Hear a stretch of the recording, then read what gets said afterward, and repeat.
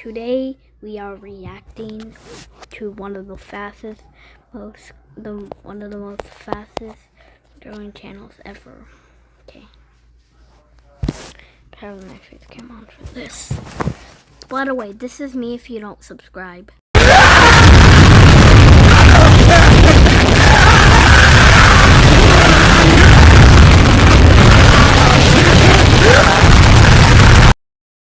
So you better subscribe. Okay, let's see the first one.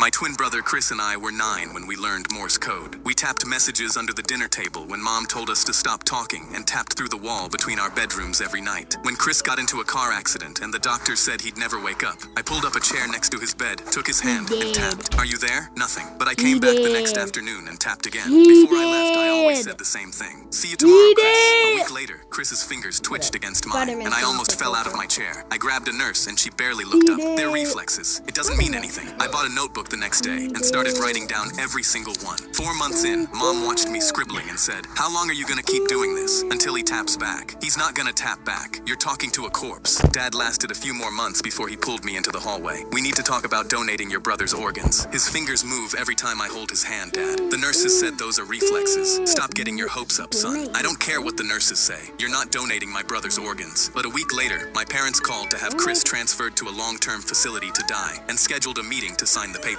The afternoon before the meeting, I tapped into his palm like always, but this time, something tapped back. Short, short, short. Long, long, long. Short, short, short. SOS. I grabbed his hand. Chris, if that's you, squeeze once. He squeezed so hard my knuckles cracked. I stormed into the meeting room and told them my brother just responded to me. The caseworker said, "This is very common with families who aren't ready to let go." My parents nodded. I grabbed the transfer papers off the table. "You're not signing anything until you come see for yourself." I walked them to Chris's bed and grabbed his hand. "Ask him anything." The caseworker asked what year it was. Chris squeezed out the answer. Count to 5. 5 perfect squeezes. His mother's name, tapped out letter by letter. By the 10th question, she said, "He's still alive. We can't move him." Weeks later, I asked Chris what kept him fighting when everyone gave up. Heard Mom call me a corpse. Heard Dad say donate my organs. Heard all of them leave, except you. I asked why. I wanted to see you too.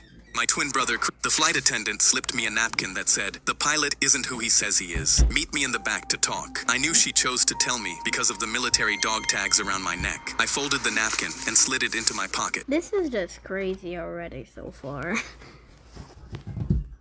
And that's when the captain's voice came over the intercom. "Good morning, folks. This is Captain Hopkins, expecting smooth skies to Chicago. But something was wrong. I could feel it in my bones. I waited 2 minutes and casually walked to the back, not knowing what to expect. The flight attendant was there with a man holding up a police badge. The man whispered, "I'm glad you're here. I'm an undercover cop." I knew something was wrong straight away. The flight attendant whispered, "I've flown with Captain Hopkins for 6 years. I don't exactly know what's wrong, but I know that's not Hopkins, and we're flying the wrong way." She showed me the flight map of where we were heading. The plane is heading toward an abandoned airport. I leaned over the map. My body was pumping with adrenaline because it was the perfect place to crash a plane. There's an empty space above the pilot's room. I can climb up and listen to what the pilot and co-pilot are planning through the ceiling. Take my number. If you can tell there's something fishy going on, text me one word. Now. That's the signal to move. And to distract everyone while I climbed above the ceiling, the flight attendant made an announcement on the speakers to tell everyone to keep their seatbelts on. Through the cracks, I could hear 2 men in the pilot's room talking. 15 years ago today, our brother died because of Captain Hopkins. Now we get to crash his plane with him tied up on it while we impersonate him. I texted the undercover cop. Now, the cart slammed into the pilot's room door, and the cop kicked it open. I dropped through the ceiling and tackled the fake pilot out of his seat. The cop pinned the co-pilot to the floor. The flight attendant grabbed the radio.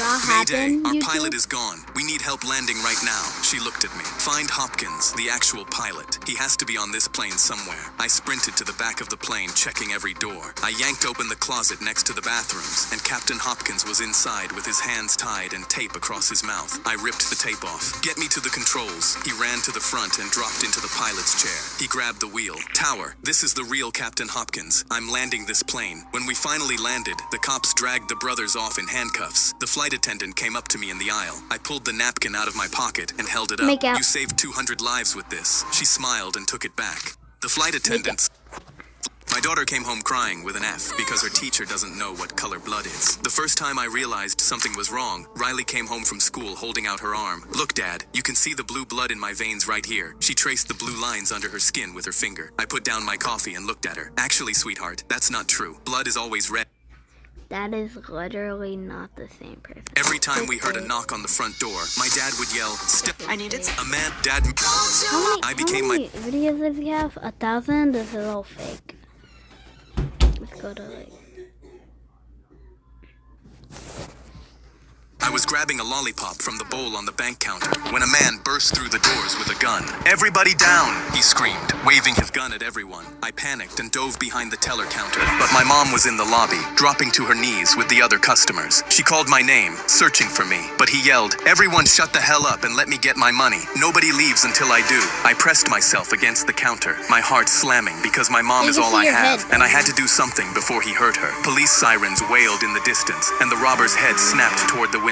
"Crap! Let's do this quick!" he screamed. He shoved his gun at the teller, who was only 10 feet away from me. The teller threw his hands up, then fumbled the drawer open would've and stuffed just cash grabbed into the bag, crying. I stayed frozen behind the counter, my whole body shaking, watching my mom out in the lobby shaking. Then I saw it, a red lockdown button on the wall, the kind that seals the whole bank and could stop him. But when I reached for it, I saw the keypad beside it. It needed a code, and I didn't know it. I was so close to saving her, and I still couldn't do anything. Then the sirens grew louder, and the robber panicked. My mom kept screaming my name, so he stormed over and yanked her up by the arm. "Shut up, you're coming with me." He pressed the gun to her head and dragged her toward the doors. And I knew if he walked out that door with her, I'd never see her again. The robber was one step from the doors. My mom locked against his chest, her feet dragging. I was guessing codes frantically, but they all were wrong. Then the teller beside me, hands still up, whispered, 4, 7, 2, 9. My fingers shook as I punched it in, one number at a time, while the robber's hand hit the doorknob. The second he pushed it open, the lockdown slammed every door shut, trapping him inside. He spun around, wild-eyed, searching for who did it, but he never once looked behind the counter. The police swarmed in and tackled him as my mom broke free. I ran to her, the lollipop still in my hand, and buried myself in her arms. My uncle had spent 20 years hunting Bigfoot, and the first night I went with him, something barefoot walked through our campsite. At sunrise, we found a print beside the open cooler, almost twice the size of my boot, and pressed deep into the mud with 5 clear toes. 3 sausages were gone, and crushed ferns led uphill. My uncle dropped beside the print with his hands shaking. "Do you understand what this means?" A branch snapped above us, and something huge moved between the trees, so he grabbed his camera and whispered, "This is the night everyone stops laughing." We followed the tracks until they ended beside a tree with dark hair caught in the bark, and while my uncle sealed it in an evidence bag, something grunted deeper in the woods. That afternoon, we found split firewood stacked beside a creek, and even though the cuts were too clean for an animal, he insisted Bigfoot had learned tools. Then our food vanished. First the sausages, then the marshmallows, then an entire jar of peanut butter with the lid screwed neatly back on. That night, heavy footsteps circled the tent while my uncle aimed his camera at the zipper, and I held the bear spray against my chest. A huge shadow crossed the nylon, paused beside the fire, then moved away until the footsteps disappeared completely. My uncle lowered the camera, his face collapsing. 20 years, and I missed him. Then a metal spoon scraped the bottom of our peanut butter jar outside. The shadow rose again, wider than the tent door, and my uncle lunged for the zipper. "We've got him." He burst outside with the camera flashing, and the creature screamed. Not roared, screamed. My legs locked as a huge, shirtless man spun around beside the fire holding our peanut butter and a spoon, hair covering his shoulders, chest, back, and most of his face. He wore hiking shorts, wool socks, and one sandal. "What is wrong with you people?" he yelled, covering himself while my uncle kept taking pictures. Behind him sat a normal campsite with a hammock, coffee pot, folding chair, and paperback face down on a stump. The footprints were his, the hair was his, and the grunting was him chopping wood. My uncle lowered the camera. "You're not Bigfoot?" The man stared at him. "I'm Gary." He pointed to a sign nailed to a tree. "Private campsite. Please leave Gary alone." The fear drained out of me so fast, I had to bite my cheek to keep from laughing. Gary screwed the lid onto our peanut butter and disappeared into the woods, muttering, "Every single summer." I was riding the elevator up to my apartment when it jolted and stopped between the 6th and 7th floor. The elevator cables groaned. My heart stopped because I'm a mechanic and knew that sound. One wrong move and the cables would snap and we'd drop all the way down. I reached for my phone to call for help, but my phone was dead. But I wasn't alone. A kid was next to me. He grabbed his phone and immediately pulled it up, smiling. "Chat, I'm stuck in an elevator. Tune in and drop a galaxy." He was live on TikTok. "Kid, don't move. This thing could fall and kill us." But he wasn't listening to me. He was reading his comments. The comments were going crazy. "You won't jump. Jump and I'll send a galaxy." The kid smiled ear to ear. "I won't jump. Bet." What? I screamed. No, don't. But before I could grab him, he jumped, and the whole elevator dropped a foot with a violent screech. We both slammed against the wall. His live was gaining more viewers. I knew I had to do something, and my years as a mechanic kicked in.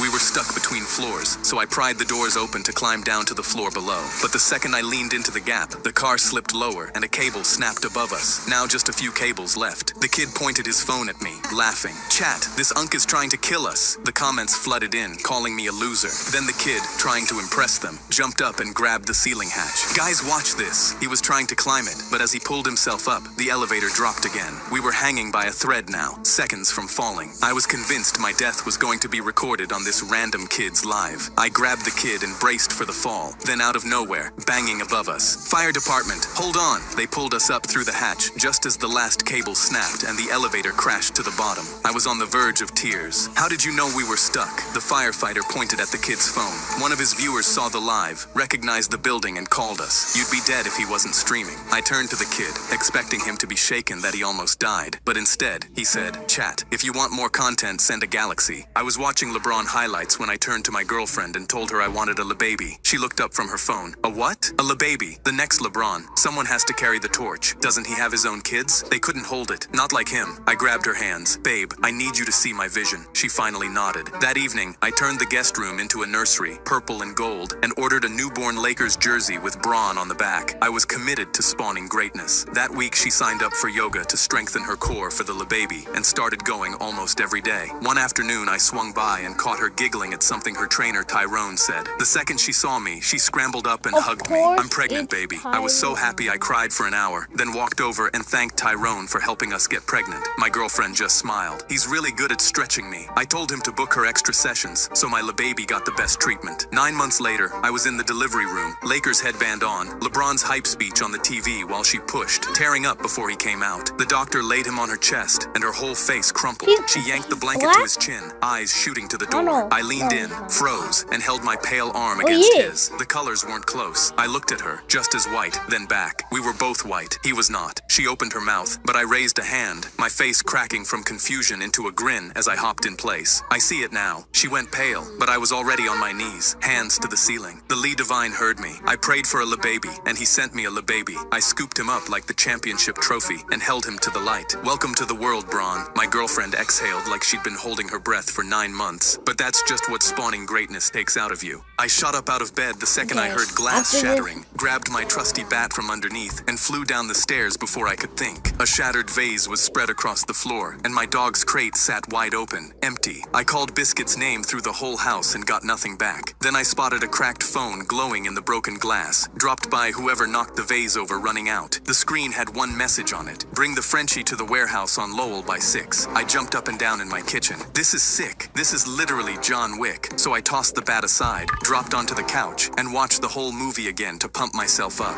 Then I threw on my only suit and tie, slid on a pair of blacked out shades, and spun a pencil once before holstering it in my jacket like a gun. They have no idea who they just messed with. Every last one of them is about to face my wrath. I pushed through the warehouse door, and the first guy charged me, so I threw the hardest punch of my life, missed, and hit the wall behind him. While I shook out my hand, he wound up to swing, so I flinched and tripped into a stack of pallets. They toppled onto his head and knocked him out cold. I cracked my neck like I'd meant to do that. Another guy pulled a gun, but right as he aimed, my cheap suit pants split down the back. I bent down to check, just as he fired, so the bullet sailed over my head, pinged off a metal pole, and ricocheted back into him. He crumpled to the floor crying. I followed the barking to a cage in the back, guarded by the biggest man I'd ever seen. He lifted me off the floor by my collar while my legs kicked at nothing, but Biscuit shoved his squeaky bone through the bars. The giant stepped back onto it, and 400 pounds came down on his own head. I grabbed Biscuit and held him tight. Then the boss rounded the corner with a gun, so I panicked and threw my pencil as hard as I could, just like the movie. It missed by a mile, clipped a propane tank, and the blast sent him through the window into the night sky. That is rocket. not true. The place caught fire, so I carried Biscuit out, and the second we cleared the door, the warehouse exploded behind us, and I never looked back. I didn't land a single punch in there, but when people ask how one guy leveled a warehouse and got his dog back, I fix my tie and say I trained for it. The judge banged his gavel and gave me custody of my daughter, and So guys, I hope you enjoyed that video. Make sure you like and subscribe if you want more videos like this. And we'll see you all in the next one. A. Bye. Bye. This is my outro.